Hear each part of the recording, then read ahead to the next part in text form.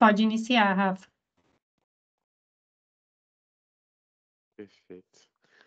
É, boa tarde a todos. Obrigado a todos aí que compareceram na nossa mais um encontro aqui conosco, né, nesse café com a RZB.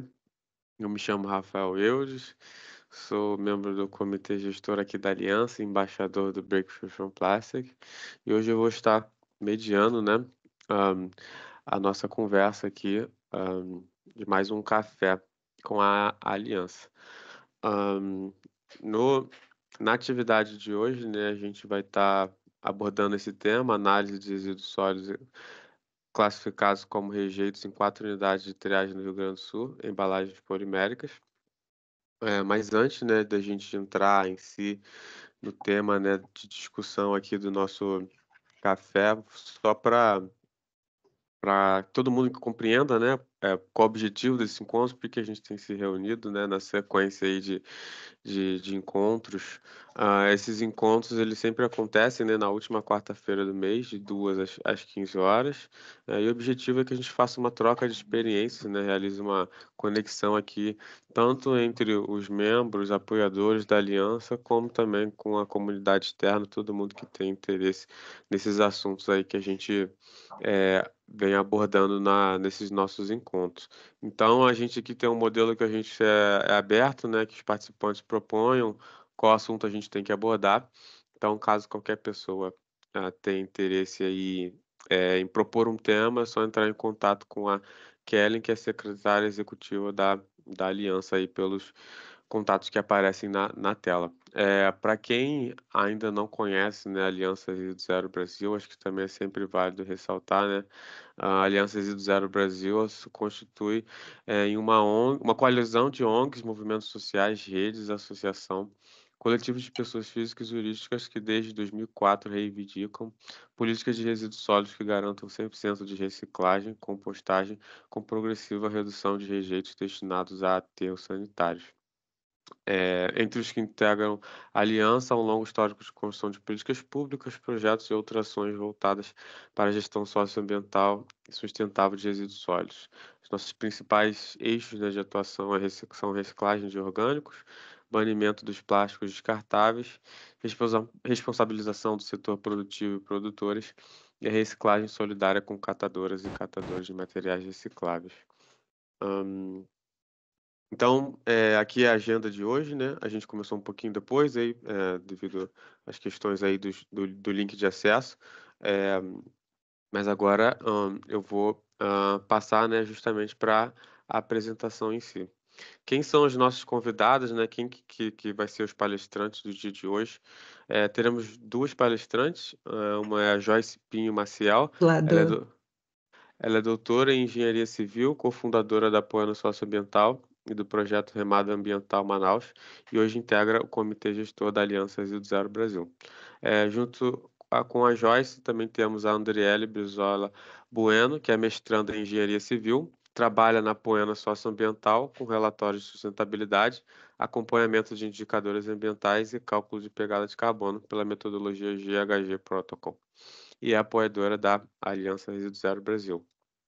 Aqui está um pouco dos próximos encontros, né, então no dia 28 de fevereiro a gente teve um encontro com a Alex Cardoso, hoje a gente está tendo esse encontro aqui com a Joyce Andriele, para o dia 24 de abril a gente vai ter um encontro aí com a Camila Ferrão, que vai falar um pouco sobre embalagens alternativas para a agroecologia. E a gente vai seguir esse ciclo sempre, na última quarta-feira do mês.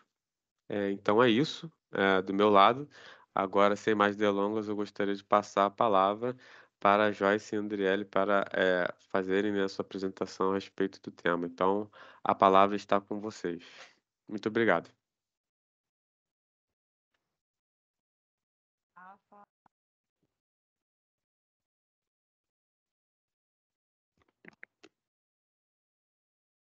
Joyce, eu não estou te ouvindo.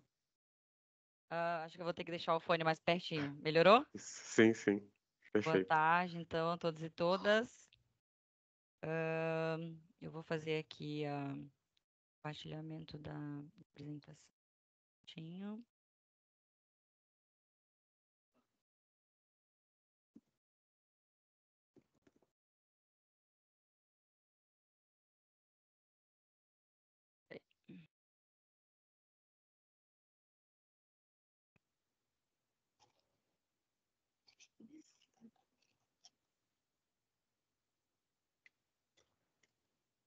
ver se fica em modo apresentação.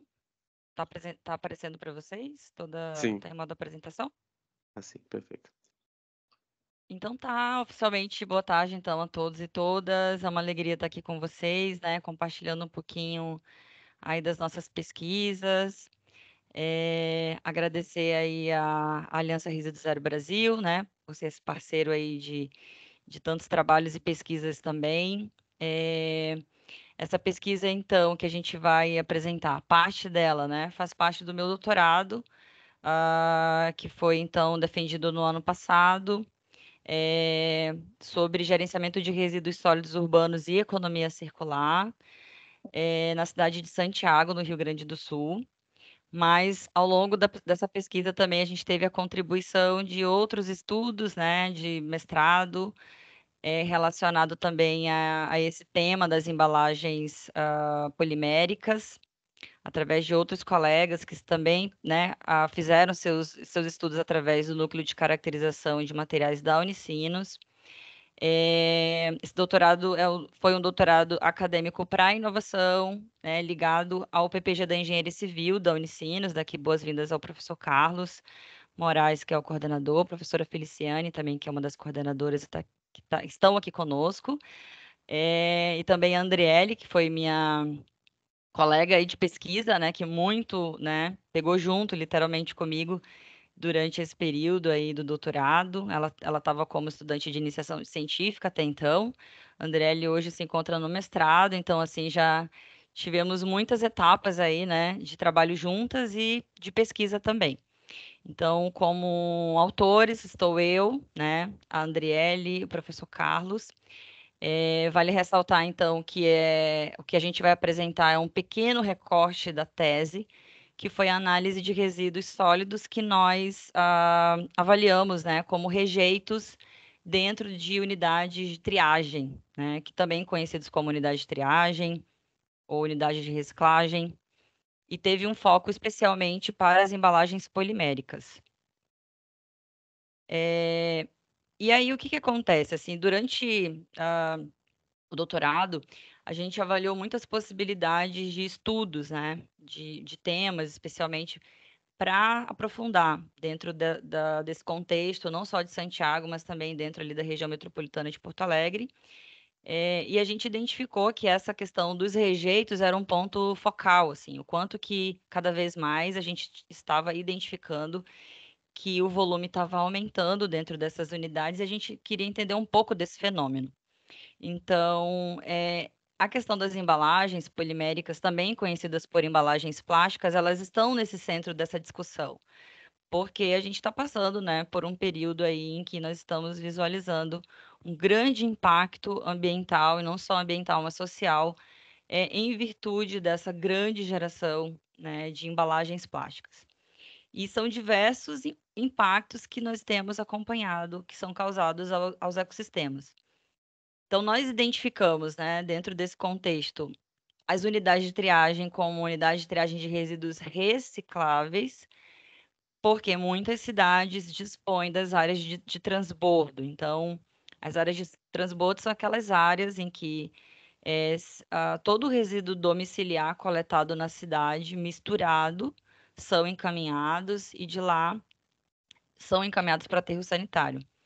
E o campo, né, dessa pesquisa, que foi a cidade de Santiago, aqui no Rio Grande do Sul, ela tinha esse cenário, ela tinha uma área de transbordo dentro da cidade e, mesmo assim, tinha atuação de uma cooperativa de reciclagem, que a gente nomeou aqui como UTRR, mas ao longo da pesquisa de doutorado passou para duas unidades de triagem de reciclagem. Assim, com aquelas condições não tão, né, adequadas, mas que faziam um trabalho e fazem um trabalho muito importante. Então, o que acontece é que a gente identificou que cada vez mais essas unidades estavam recebendo essas embalagens e a gente queria entender o porquê, né, desse fenômeno delas estarem indo em grande volume para os aterros sanitários. E aí a gente, né, dentro desse sentido aí, a gente conseguiu avaliar algumas questões que a gente vai apresentar para vocês ao longo dessa apresentação. E alguns dados aqui para contextualizar considerando que mais de 90% de todo o polímero que é produzido acaba incinerado ou nos aterros sanitários, exportados, né, que é uma das pesquisas que o Nucimate realizou o ano passado, inclusive, né, sobre a gestão aí e a responsabilidade, enfim, coordenação do professor Carlos Iandrielli, do Nucimate, em parceria com a RZB. E os resíduos que são descartados no ambiente, que não são poucos, né, que estão aí afetando a questão dos nossos cursos d'águas e oceanos. E aqui tem uma questão, que por mais que essas embalagens que nós conhecemos, né, estejam de alguma forma identificadas com alguma simbologia que a gente vai entender melhor um pouquinho melhor agora, não necessariamente elas possuem uma reciclabilidade e elas estão gerando esse impacto dos rejeitos dentro dessas unidades ou estão sendo dispostas em aterros sanitários. São vários impactos, né, ao longo dessa cadeia. E uma das normas que nós utilizamos para iniciar esse trabalho foi a NBR 13230, que ela é uma norma, é uma ABNT, né, da Associação Brasileira de Normas Técnicas, que ela trata especialmente sobre as simbologias de resinas termoplásticas. Então, aqui nós temos uma simbologia de 1 a 7. Essa simbologia é utilizada internacionalmente, então, ou seja, em qualquer lugar do mundo que você for comprar uma embalagem, consumir uma embalagem, elas vão ter essa numeração, né? A diferença é que elas vão estar descritas com as iniciais ali em inglês, né? Mas é a mesma numeração.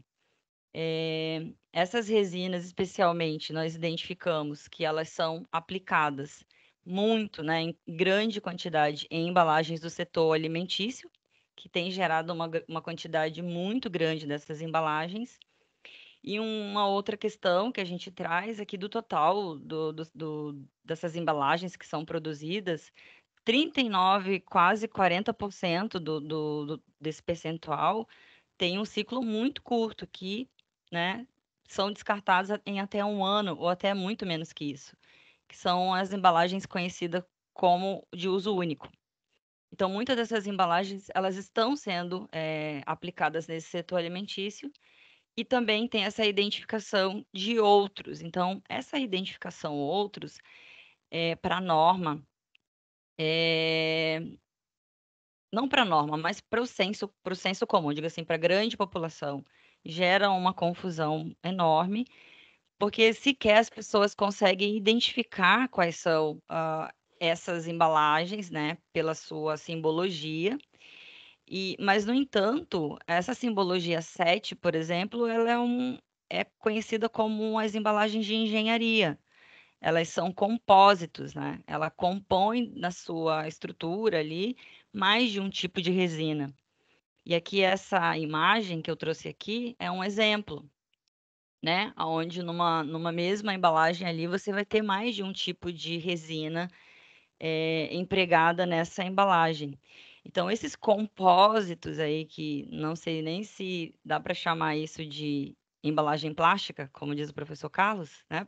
Por conta dessa alteração da sua composição, porque tem vários materiais ali que não necessariamente são só resinas, acaba afetando bastante esse mercado aonde essa embalagem deveria estar sendo encaminhada para reciclagem, reaproveitamento, enfim, dentro da cadeia produtiva. Exatamente pelo desconhecimento, né, do que compõe essa embalagem. E hoje, principalmente as embalagens do tipo 5 e 7 são as que estão gerando mais problemas, né, dentro das unidades de triagem. A gente vai falar um pouquinho mais sobre isso. Uma variação da tipologia de embalagem que nós conhecemos como PP, polipropileno, é a embalagem conhecida como BOPP. E ela é bastante utilizada dentro dessa categoria do segmento das embalagens de alimento. O BOPP é um polipropileno bioorientado, então essas embalagens de uns anos para cá vêm sendo bastante utilizadas e tem algumas vantagens relacionadas ao uso dessas embalagens, porque tem algumas características aqui que, para a conservação do alimento, né, é positivo no sentido de rigidez, a barreira contra a questão do oxigênio, de gases, né? A questão da resistência também contra a questão de temperatura, fora a questão do brilho e transparência e outras características aplicadas a esse tipo de embalagem. Então, certamente, todos que estão aqui já consumiram embalagens parecidas com essas que tem aqui. E elas são conhecidas como BOPP, porque ela é digamos, é um subproduto do PP. E a gente tem do tipo laminada, né? A gente tem do tipo transparente, que é bastante utilizada nessas embalagens para massa, por exemplo, embalagens de produtos também leves, né? Tipo esponja, a esponjinha de louça que as pessoas compram normalmente vem embalado numa embalagem plástica transparente. Normalmente ela tem uma característica que faz um barulho, ela dá uma chiada, assim. Inclusive as unidades de triagem conhecem essas embalagens como estralador. A gente até brinca, né, que internamente tem um glossário, né, que elas utilizam para poder fazer essa identificação, né? Não necessariamente chamam essas embalagens de BOPP, e todas elas têm uma característica um pouco diferente uma das outras, o que gera, né, uma dificuldade das pessoas entenderem que tipo de embalagem é essa e também tem relação com a identificação. Então, só para vocês entenderem que tem uma variação de tipos de embalagens dentro dessa categoria de BOPP. A metodologia que nós utilizamos especialmente para análise dessas embalagens, né? Então, nós visitamos 3 unidades de triagem, uma localizada em Porto Alegre, uma em Novo Hamburgo e uma em Santiago, que era o meu campo de pesquisa. A gente aproveitou, né, o momento ali das idas para pesquisa para fazer essas coletas e essas amostragens, e a gente também aproveitou para fazer análise do rejeito da central de transbordo localizada em Santiago também, para identificar se era um pouco diferente ou não as embalagens, os tipos de embalagens que estavam chegando ali. Então, para isso, a gente. Acho que tem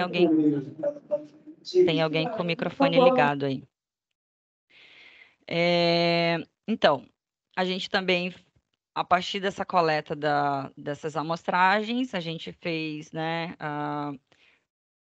a separação desses materiais levando para o laboratório para fazer o sistema de amostragem mesmo com base na BNT 2007, que trabalha a questão das amostragens e gravimetria das embalagens, e por fim fizemos as auditorias, e eu vou passar cada etapa aqui que nós realizamos. Então, fazia a coleta, fizemos as coletas, né, nessas 3 unidades mais área de transbordo, e dentro dessa coleta nós usamos o sistema de quarteamento, né, para pegar uma amostra mais representativa ali de todas essas amostras que nós coletamos.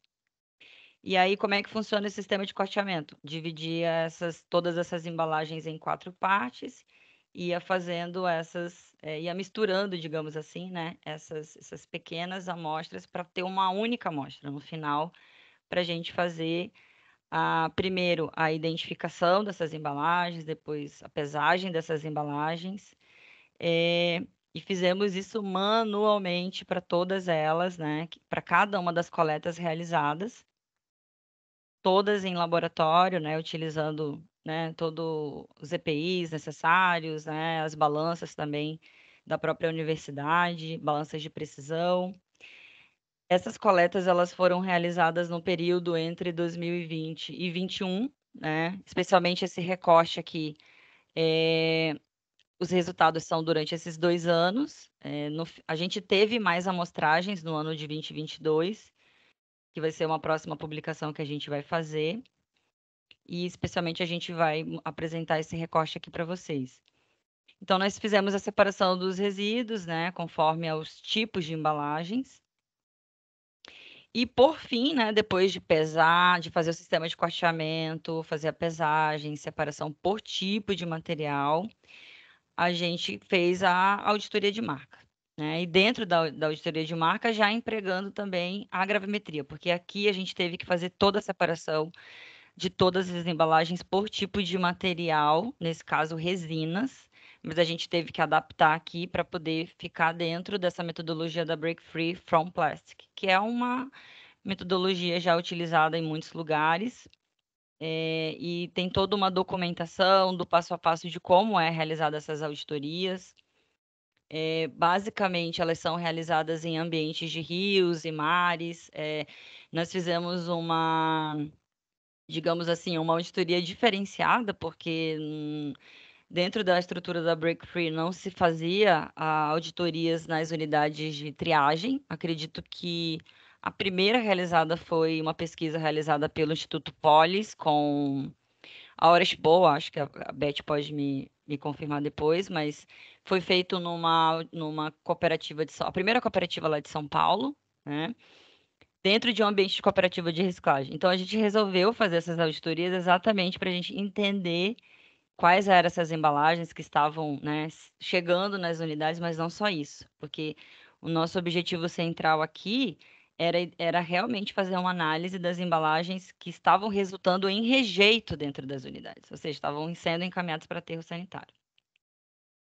Então, aqui as etapas, né, que nós atendemos. Primeiro a coleta, a gente fez a parte toda de identificação por tipo de produto. Então, essa metodologia de auditoria de marca, ela traz algumas informações por tipo, se é embalagem de alimento, se é embalagem de produtos de higiene pessoal, produtos da casa, produtos de fumo, de pesca, materiais de embalagem ou outros materiais.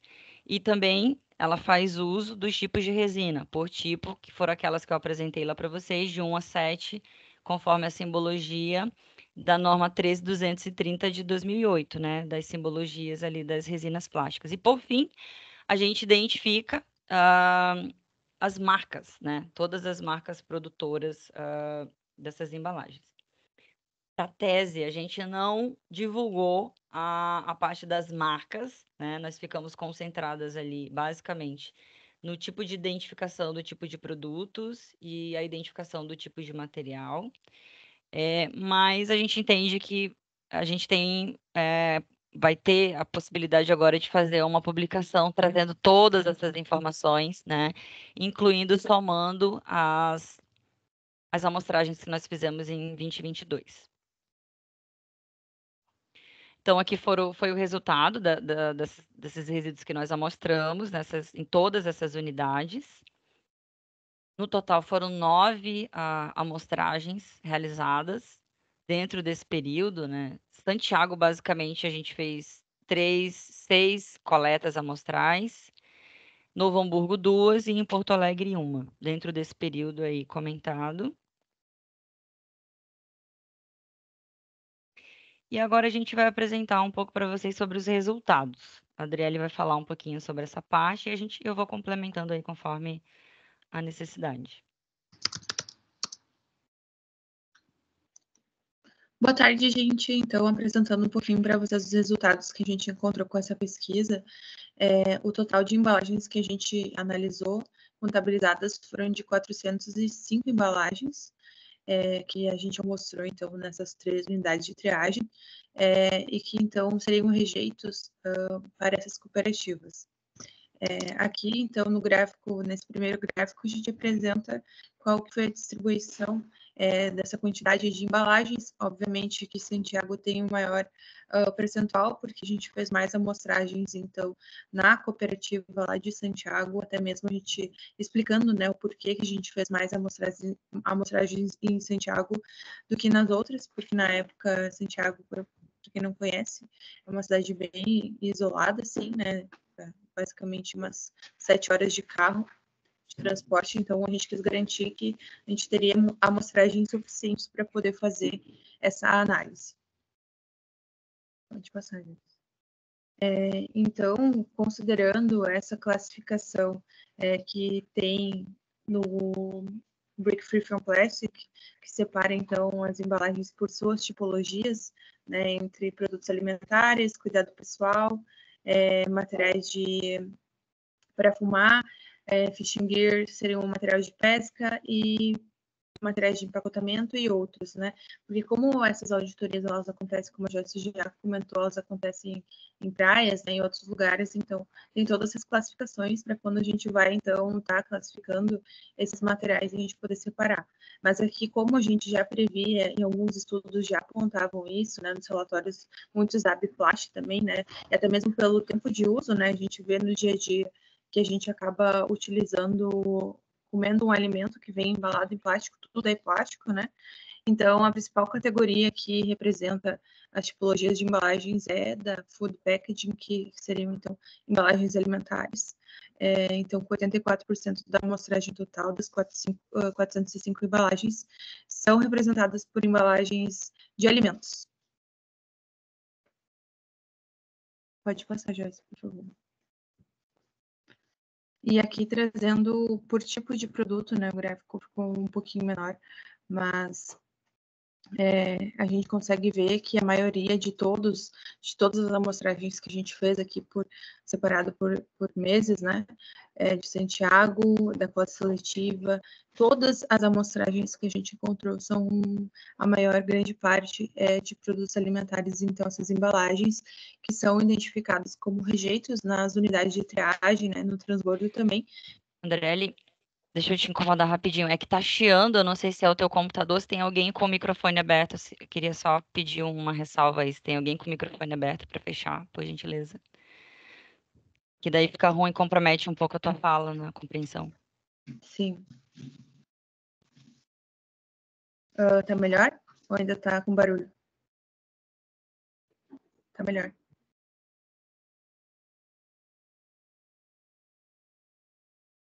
Pode seguir, André, pode seguir. Tá. Mas então, continuando, a maior parte, então, desses resíduos que a gente coletou é de embalagens alimentares, né? Isso já era meio que provável que aconteceria, até pelo grande descarte, né? De consumir um salgadinho, tudo, acaba sendo rapidamente descartado. Pode passar, Joyce. Então, quanto à tipologia de resinas, né? Voltando lá naquela exemplificação da BNT que a gente tem de os códigos de 1 a 7, a gente então avaliou quais que foram os maiores percentuais. Então, a gente identificou uma nova categoria. A gente teve que abrir, inclusive, uma nova categoria entre os 7, porque na maioria das embalagens a gente não encontrou classificação nenhuma para essas embalagens. Então, 42% das amostragens que a gente fez significavam que eram de embalagens sem identificação nenhuma. Não possuíam, então, esse número de 1 a 7, identificando o tipo de resina polimérica. Né? Então, a gente abriu uma nova categoria que a gente chamou de SI, sem identificação. Aí, após, a gente vai ter, então, as embalagens que eram de PP, né, de polipropileno, e após as embalagens outros, que também é uma problemática grande, que daí englobam as embalagens PP e as embalagens outros, se a gente for ver em grande parte, analisando, elas são de BOPP, né, que são embalagens laminadas e de difícil reciclabilidade. Mas é curioso a gente estar pontuando de que a grande parte dessas embalagens, além de elas serem de difícil reciclabilidade, a gente saber que com a identificação outros é difícil de ser reciclado, quando não há uma identificação, quando não há uma classificação, né, no caso do sem identificação, fica mais complicado ainda da gente saber com que tipo de material a gente vai ter que trabalhar para pensar soluções de reciclagem. Pode passar, Joyce.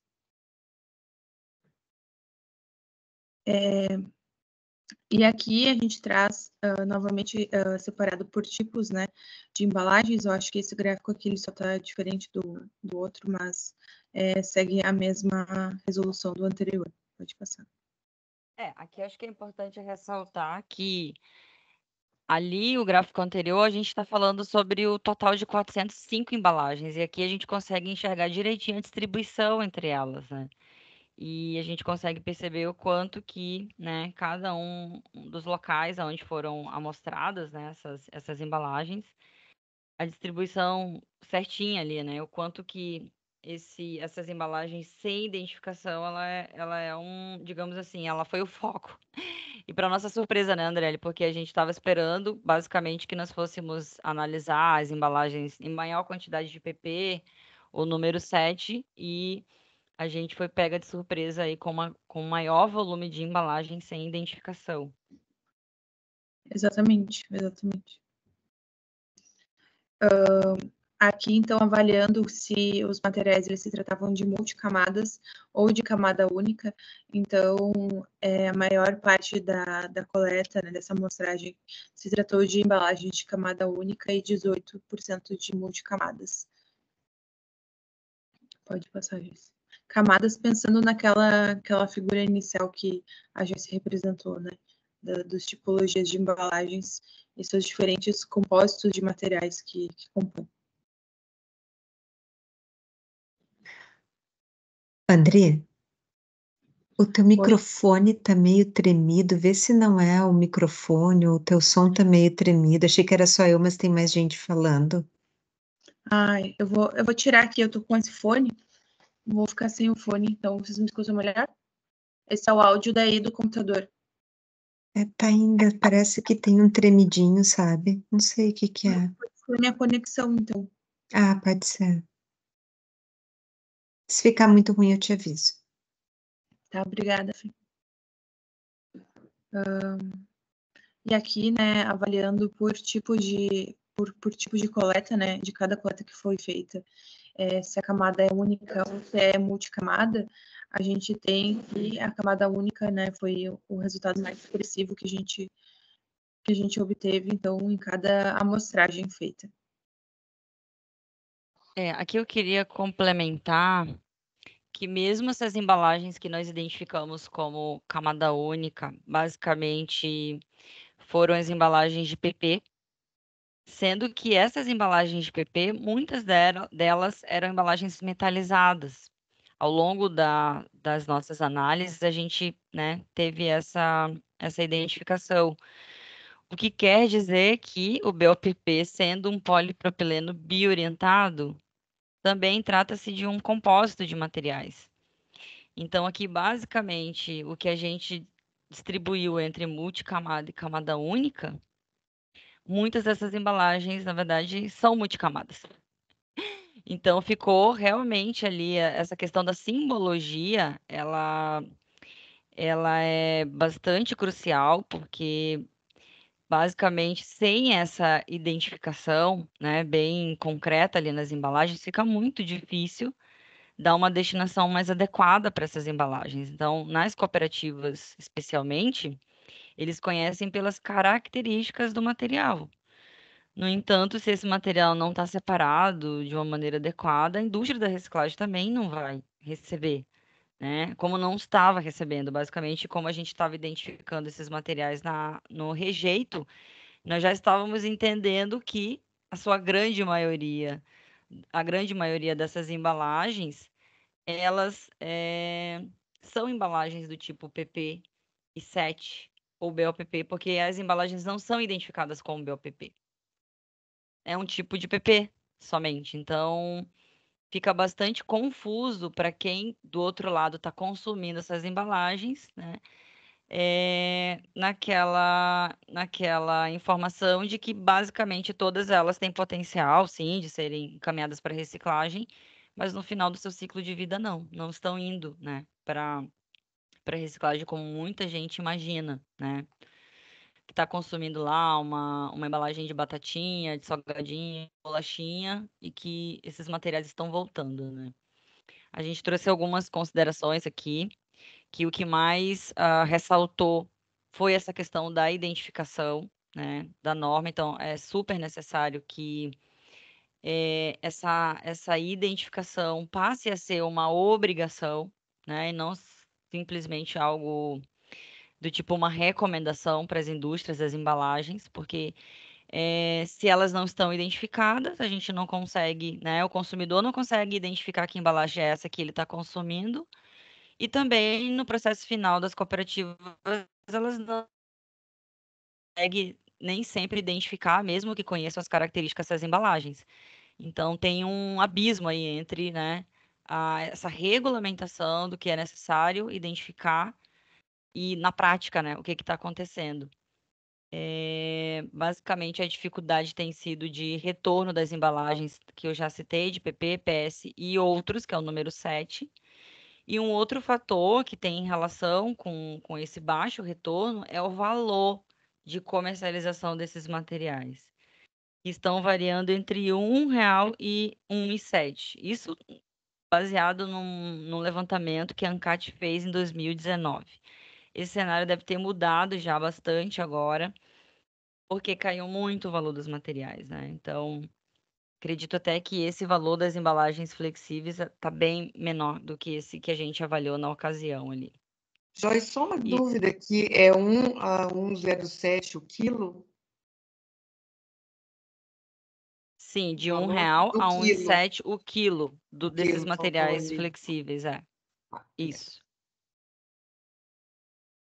E aí tem outros fatores também que dificultam, né, o encaminhamento dessas embalagens para a reciclagem. Uma delas é a questão das impressões dessas embalagens. Quanto mais escuro, menos valor empregado, ou seja, as embalagens do tipo pigmentadas, as do tipo verde, a âmbar, aquela marrom, que é utilizada nas cervejas, ou PETs azul, coloridas, que é muito utilizada também pelo segmento de higiene, né, tipo Boticário, essas outras, né, que colocam muitas embalagens coloridas aí no mercado. Tudo isso desvaloriza o material, porque, né, acaba que tu vai usar como é que tu vai voltar para um material transparente, né?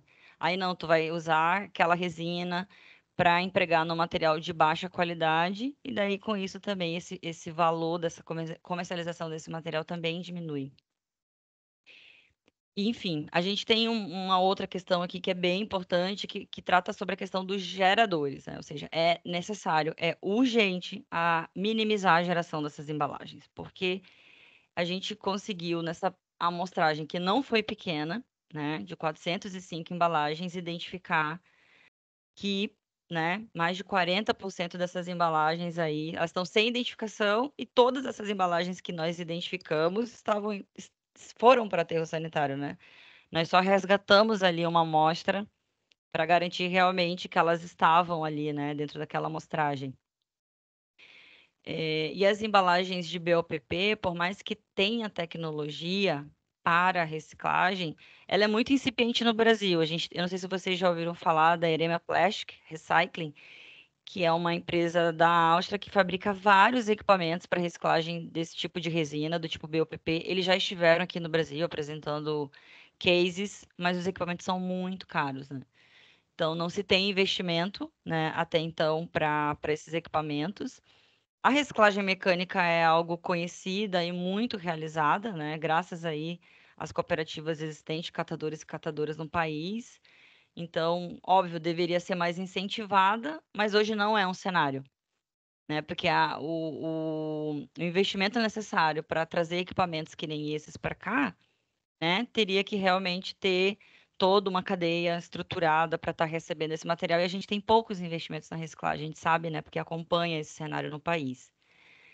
E uma outra coisa que eu acho que é interessante ressaltar, eu já falei, na verdade, né, que esses 40% de embalagens que não possuem identificação, tem outras pesquisas que já foram realizadas que estão abordando essa questão da falta de simbologias, né, de identificação, que é necessária uma readequação como uma política pública mesmo para cobrar das indústrias que isso seja feito de maneira mais transparente, assim como estão sendo feitas nas embalagens de alimentos, né? Não sei se vocês perceberam que agora está sendo obrigatório ter aquela tarja ali, né?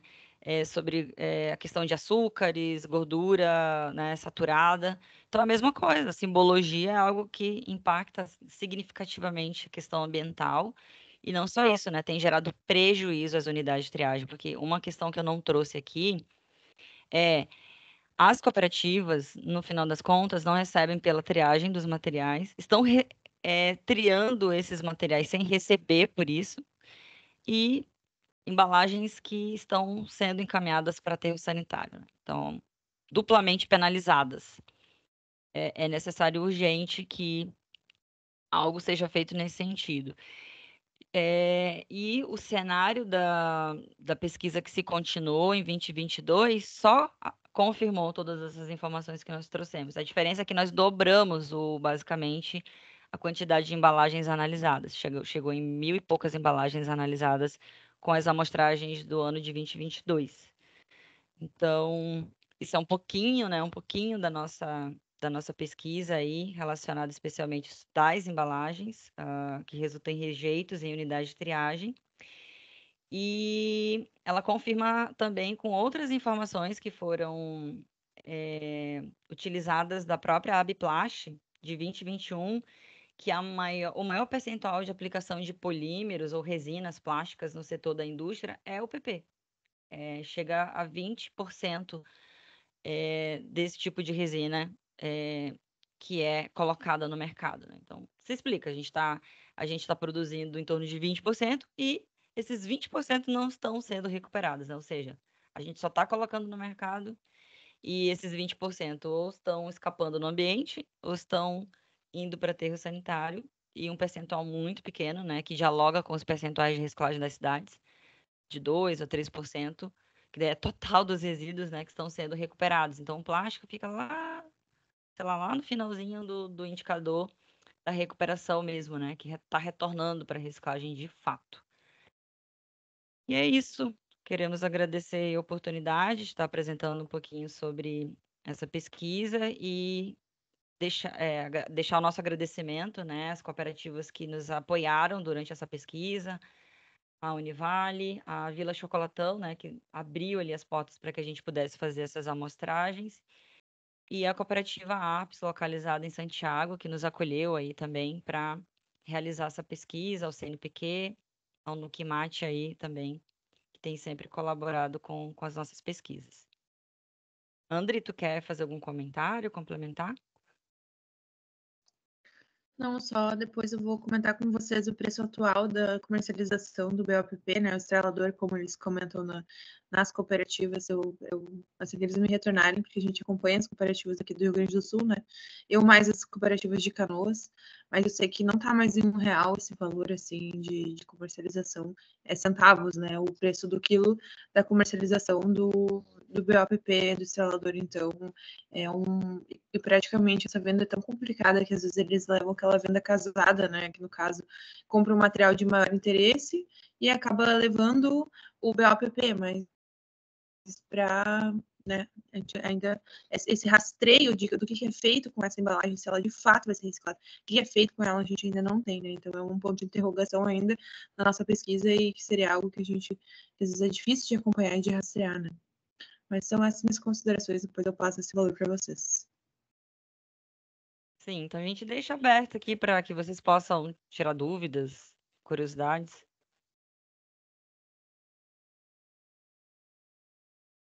Muito obrigado.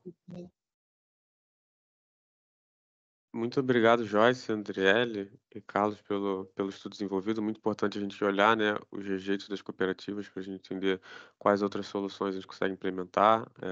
Foi um estudo bem completo aí, muito interessante. Qual a informação que está chegando para os consumidores, né, o que a gente pode mudar em relação a essas embalagens. É um estudo que agrega muito para a gente, que trabalha com esse tema dos impactos dos plásticos. Para quem tiver dúvida, é só colocar aí no chat as suas dúvidas ou levantar a mão. Vejo que tem algumas mãos levantadas. Eu vou passar a palavra para o Carlos Alberto, que né, foi orientador dessa pesquisa, para fazer suas considerações. Carlos, a palavra está com você. Obrigado. Parabéns, gurias, aí pela apresentação. Eu queria só complementar uma questão que a Joyce traz, né, no final, e a gente sempre se preocupou em olhar qual o tipo de identificação e simbologia que tem nessas embalagens, né? Principalmente porque, afinal de contas, é um trabalho que traz metodologia científica, né, para a gente tentar entender o melhor possível. E aí é interessante porque daí a gente acaba aprendendo, né, algo que as cooperativas já se deram conta há muito tempo, né, que de fato a rotulagem ambiental não serve para nada, né? Desculpa eu dizer dessa forma, mas essa é a real. né?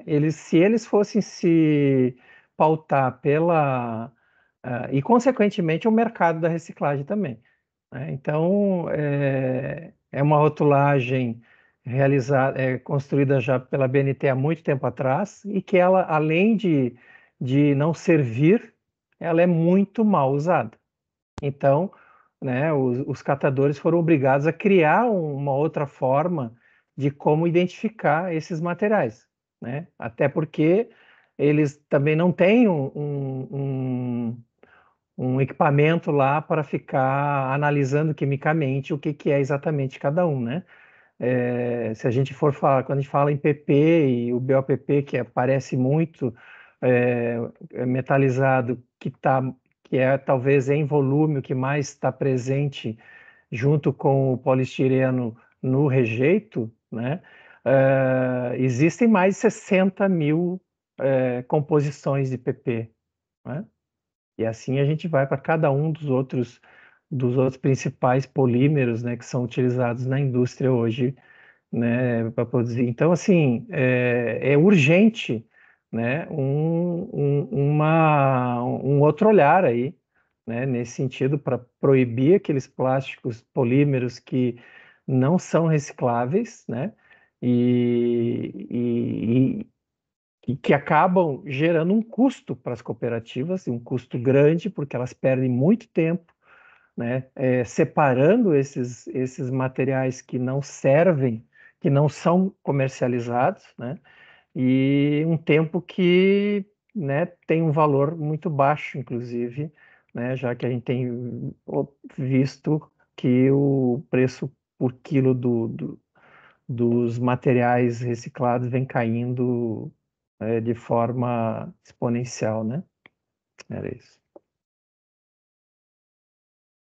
Muito obrigado, Carlos, pelas considerações, ótimas considerações aí em relação a esse tema. Eu vou passar a palavra então para a Jane Vilela.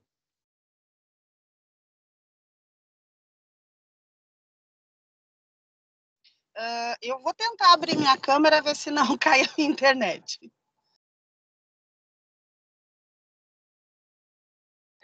Tá, então, boa tarde a todos, boa tarde a todas. Muito, muito boa, sim, a apresentação. Eu sou também pesquisadora e trabalho muito com políticas públicas, então eu faço muitas pesquisas em locais onde o poder público chega. E uma das questões que para nós é sempre muito complicado é falar sobre números, sobre dados, porque são informações que pouco chegam. Eu queria, na verdade, fazer uma pergunta assim, de tudo que foi dito aqui, o que eu posso usar em ambientes públicos? Por exemplo, essas informações eu falo para as pessoas, porque eu conheço essa realidade, mas eu não tenho esse dado para apresentar. E agora eu estou muito feliz porque alguém trouxe esses dados. Agora existe, ele está contabilizado, ele está de forma visível. Eu posso usar isso? Ou ainda não? Joyce quer responder? Você deve usar, com certeza. Esse artigo está publicado, eu acho que eu não falei lá no início, foi publicado pela revista Gesta, da Federal da Bahia, e, enfim, né, por todo o rigor científico que foi empregado, né, nessa pesquisa, nas coletas, nas imagens, nas análises.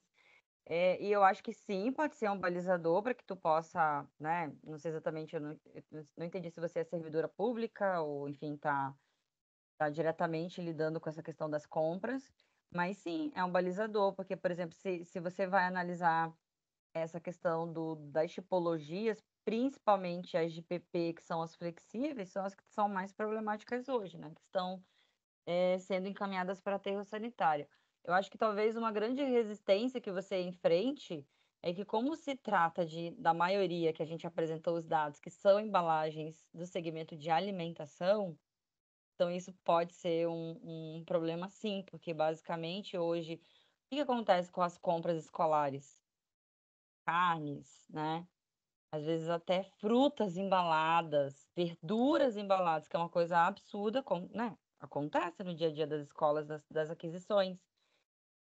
E aí pensar em alternativas de substituição, né, de alguns itens é necessário. Agora, o quanto que isso passa por dentro dessa compra pública, né, essa substituição, aí eu acho que digamos que é um limitador. Mas essas informações que estão aqui são concretas, né? As embalagens todas que estão chegando nas unidades, basicamente, estão indo para aterro sanitário, né? Principalmente essas que envolvem aí essa coisa da alimentação. Daqui a pouco o que dá para pensar, talvez com mais facilidade na substituição, são as embalagens do tipo PP e outros para produtos de higiene e limpeza, né? Talvez reduzir esse impacto, né? Porque existem outras embalagens, né? Talvez mais adequadas e que tem muito mais potencial, exemplo do polietileno de alta densidade, que são aquelas embalagens maiores, de alvejante, né? De detergente, enfim, uma série de álcool, uma série de produtos que são utilizados para a higienização dos espaços públicos. Acho que é mais fácil atuar daqui a pouco dentro desses segmentos de tipologias, né? Aonde são utilizadas. Eu acho que o nosso grande desafio, e está muito claro nessa pesquisa, essa questão que a maioria é utilizada para embalagem de alimentos. E como se trata de conservação de alimentos, é isso, né? O que se garante? Garante a conservação do alimento ou diminui o impacto ambiental da destinação dessas embalagens para aterro, né? Então tem essa balança também que a gente não pode desconsiderar, né? O fato é que é uma realidade que nós estamos enfrentando e gera um impacto significativamente ambiental e social também, porque não gera renda, né? Enfim, para as unidades que trabalham, né, com esse material. Seria, assim, a minha recomendação, mas pode usar à vontade, se quiser falar com a gente depois, Jane, para mais trocar alguma ideia, né? A gente pode estar contribuindo também com as argumentações. Perfeito. Eu vou passar então a palavra para a Nina, e aí só avisando que, né, sempre por volta aí de 10 minutos aí para a gente encerrar, para também não avançar muito no nosso tempo. Nina, a palavra está com você. Oi, gente. Então, vou falar rapidinho por causa do tempo. Aproveitando o que a Joyce falou, eu acho que os governos são indutores de posições, né? E a compra dos materiais realmente vai ter que olhar não só o produto, como também a embalagem, né? No qual que vem. Então, eu acho que também deve haver essa mudança. Mas eu queria trazer 2 pontos. Um, que nós, quando começou o Break Free from Plastic, nós, com o Polis, a Aliança Resíduo Zero, com o Movimento Nacional dos Catadores, fizemos uma atividade para escolher o bairro, resolvemos pegar o Brás.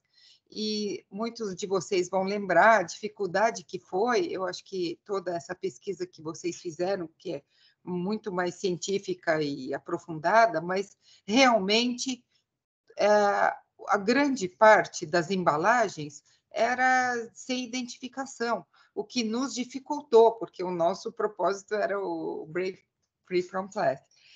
E aí, o que eles fazem? Compram da China, né, os produtos que eles vendem, né, muita roupa, e aí eles trocam a embalagem por uma embalagem nacional, recortam a etiqueta ali, não sei, colam uma outra, mas aí fica com aquele monte de embalagens, por causa dessa troca necessária para poder fingir que é venda nacional ali, ficou um absurdo de volume, então nós ficamos tivemos várias reuniões aí com o pessoal da RZB para pensar o que nós faremos com isso. Realmente foi esse material todo, e aí já engatilho a minha pergunta, porque a preocupação maior agora, eu vejo também, é o fantasma da incineração que está vindo, né? Está se materializando, infelizmente, e o que significa? A gente vai acabar queimando materiais que a gente nem conhece.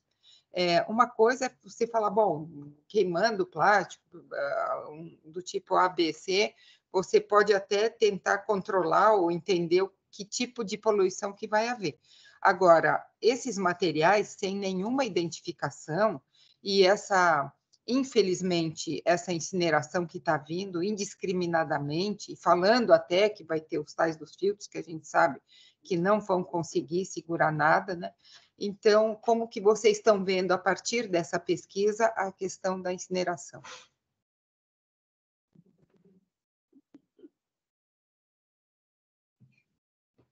Tô rindo de nervosa. Eu enxergo, né, Nina, nós, enfim, como pesquisadores, como gestores, né, de projetos, enfim, eu enxergo com bastante preocupação essa questão, porque me parece que toda essa produção, que é uma produção planejada, o teu microfone acho que tá dando um eco aqui. Toda essa produção que é planejada. Então, assim, a indústria sabe o que ela está colocando no mercado. Ela sabe muito bem o que ela está colocando no mercado. Então, no entanto, sabendo que essa logística reversa não está acontecendo, esse impacto chega do outro lado, a gestão municipal. Joyce, tem um eco aí, um eco. Já arrumei. Eu acho que tem alguém com o microfone aberto. Tá, o Carlos já fechou. Tá. Até me perdi agora.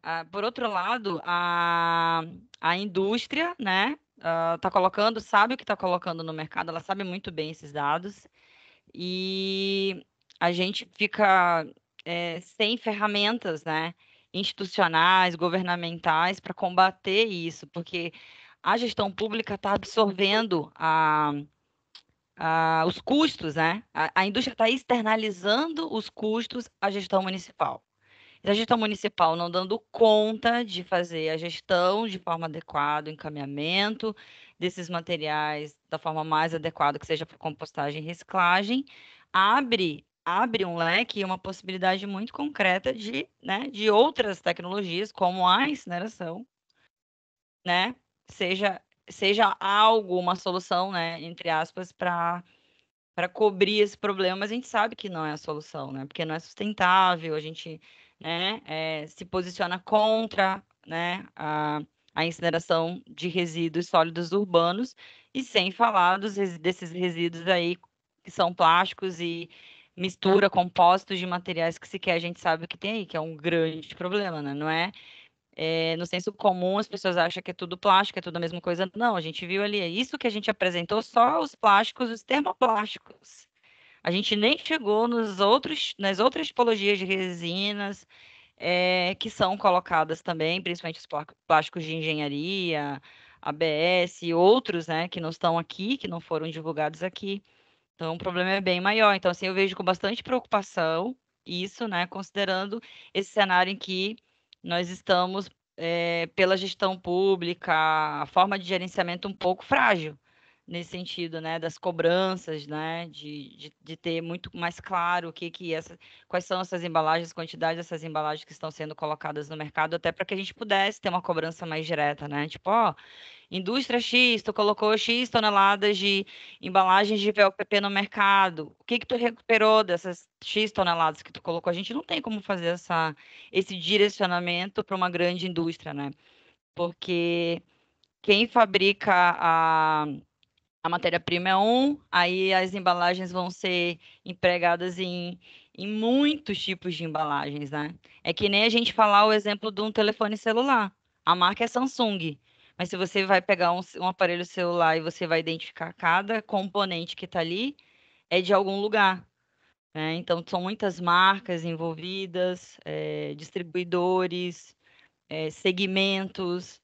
Então, dificulta bastante, né, essa rastreabilidade. Mas, por outro lado, já tem muitas tecnologias que estão aí para identificar, para fazer rastreabilidade, né, Nina? Não sei como é que está essa realidade em São Paulo, mas até durante a pesquisa mesmo, eu identifiquei, não aqui no Brasil, mas várias tecnologias que eles fazem a identificação por código de barras, né, raio-x, para tentar fazer essa rastreabilidade dessas embalagens. Não é a nossa realidade, a gente sabe disso, mas existe já a tecnologia para tentar fazer a identificação dessas embalagens, mas a gente não tem acesso, né? Sequer isso está rodando, e está rodando em ambientes muito pequenos, privados, com investimento privado, então, enfim, não chega na massa, não chega nas unidades, né?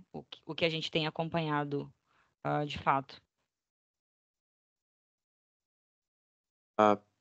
Perfeito, muito obrigado pela resposta. Eu vou ler alguns comentários que estão aqui no chat. Devido ao horário já avançado, vou ver se eu consigo ler aqui todos, e aí você responde conforme, né, de forma consolidada. Então, a primeira pergunta do Fábio Luiz Cardoso, eu acho que você já respondeu na sua pesquisa, né? Que a pergunta é: qual foi o tamanho da amostra que você realizou? A triagem do material após o quarteamento para fazer a análise. Teve uma pergunta da Tamara que talvez já tenha sido respondida também. Do total de resíduos triados pelas unidades de triagem que avaliaram, tem algum dado do quanto é considerado como rejeito? E é uma pergunta da Silvia, né? A pesquisa foi realizada durante a pandemia. Se tem alguma observação, se tem algum impacto, se a amostra seria diferente atualmente, em consideração que a pesquisa foi realizada durante a pandemia. Creio que essas são as principais perguntas. O Fábio também comentou, né, qual é a percepção dos catadores no resultado que foi encontrado, então acho que também está ligado com essa última pergunta em relação à pandemia. Então, passo a palavra aí de volta para a Joyce.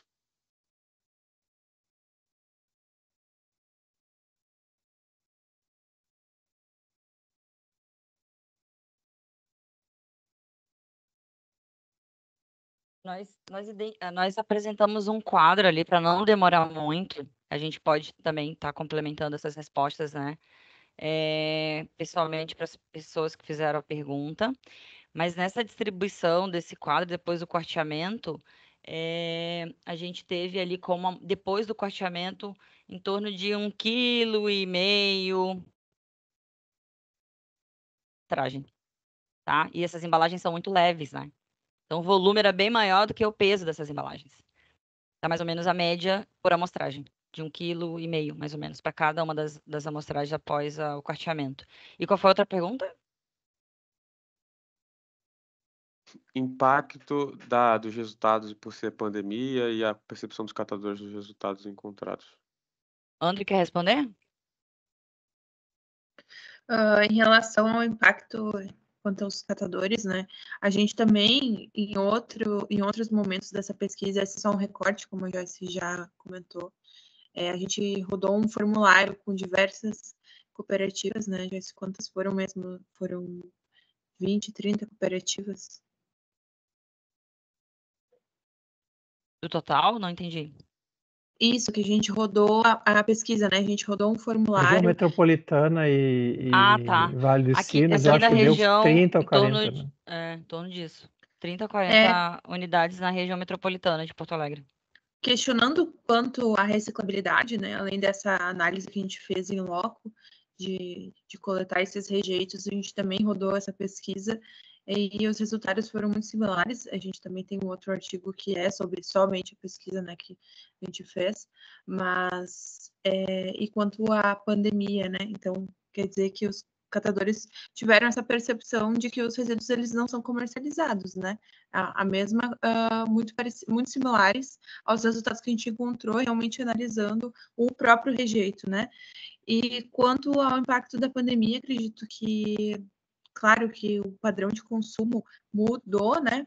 Mudou em vários sentidos, em várias formas, mas a questão da pandemia para cá, por exemplo, o valor, né, que eu comentei com vocês, que era uma informação que eu ia trazer, e mesmo recebi a mensagem das cooperativas de Canoas, aqui do Rio Grande do Sul, em que esse material BOPP, o laminado, né, esse que é o estralador, que é comumente chamado pelos catadores, está estocado no galpão, porque não tem comercialização. Então, mesmo mudou, né? O ano já se passaram 4 anos e não tem uma reciclagem, porque de fato ela é inviável de acontecer, né?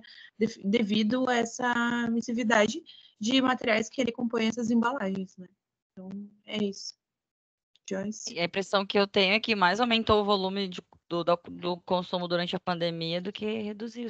Exatamente. E vai muito, né? A gente vai nos supermercados agora, qualquer embalagem é metalizada, né? De BOPP. Então, a explosão de BOPP nas prateleiras, né? A gente vê e muito das embalagens que seriam para serem benéficas, né? Acabam sendo o contrário, porque as embalagens, por exemplo, que são de refis, que a gente observa, se a gente parar para olhar, a embalagem também é de número 7, também é BOPP. Então, se ganha por um lado, onde eles alegam que diminui a questão da embalagem, né, mas se perde por outro, porque no final da vida essa embalagem vai se tornar rejeito e vai ficar por muitos anos no aterro sanitário. Né? Ela não tem essa possibilidade de ser reciclada. Então, acho que a gente, como consumidor, também a gente tem o dever de fazer melhores escolhas e a gente ainda tem outras possibilidades, né? O exemplo que eu dou sempre é a questão do extrato de tomate, né? Que a gente vê que é uma embalagem que é de sachê e essa embalagem é metalizada, mas a gente tem a opção de comprar numa lata, né? De aço, que o aço é 100% reciclado, vai ser reciclado infinitas vezes. Então a gente Ou vidro. o vidro, né? O vidro também, pensando no extrato de tomate, tem duas opções, além, né, daquele sachê que é horroroso, que não vai ser reciclado, a gente tem outras opções. Mas é isso, gente, não vamos estender muito também, assim, a gente poderia ficar debatendo o dia inteiro sobre essa questão. Carlos quer comentar, mas a gente deixa assim, a gente fica à disposição para esclarecer dúvidas, seguir, né, essas dúvidas com vocês fora daqui do café. E fica o convite para nos acompanharem nas redes sociais, né, do NucMate, ali que a gente já passou, é nuc.mate, a gente sempre está publicando os estudos que a gente realiza. Também em questão de cooperativa, a gente tem os projetos da Coleta Seletiva Viva de Porto Alegre, temos também o Canoas Recicla com a gente, onde a gente está postando diariamente questões sobre a coleta seletiva aqui no Rio Grande do Sul. Então, fiquem à vontade para nos acompanharem também pelas redes sociais. Eu vou mandar os links aqui no chat, que fica mais fácil. Perfeito, muito obrigado, Andriele e Joyce, pelos comentários. Essa discussão é longa, a gente poderia ficar aqui bastante tempo, mas devido ao horário já avançado, a gente vai encerrar por aqui. Muito obrigado a todos que fizeram as considerações, muito obrigado aí pelas palestrantes. Foi muito produtivo, creio que todo mundo. Foi uma troca de experiências muito grande para todos. Então, aqui reforçando, né, que o Instituto Polis também desenvolveu um estudo similar de análise dos rejeitos. O link está aí no chat para quem tiver interesse também ver, né, esse estudo similar aí que também encontrou resultados similares com o que foi abordado aqui pelo café que a gente acabou de realizar. Reforçando também aqui, né, que no dia 24 de abril, na última quarta-feira do mês seguinte, a gente vai ter um encontro com a Camila Ferrão, que vai falar sobre embalagens alternativas para a agroecologia. E reforçar aqui também, para quem tiver qualquer dúvida, tiver interesse na aliança, né, o contato é por e-mail, aliançaresiduozero@gmail.com, através da Kellen, que é a secretária executiva. Então, agradecendo imensamente a participação de todos. Encerro aqui, então, esse nosso café e nos mantemos à disposição para continuar discutindo esse tema. Obrigado aí pela participação de todos. Obrigada. Tchau, pessoal. Tchau, tchau. Valeu, gente.